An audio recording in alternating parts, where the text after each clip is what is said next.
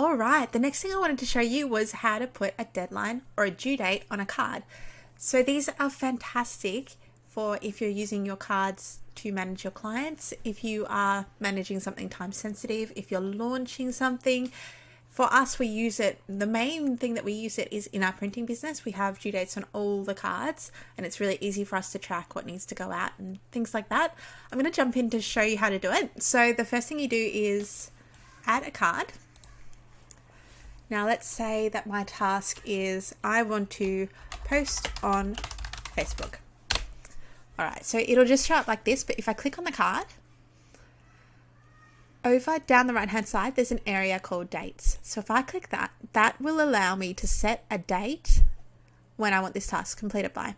So let's say I want to do it by next Wednesday, this time, and you can also set a reminder. So you can set it to none, 5 minutes before. I'll just leave it at 1 day before and go save.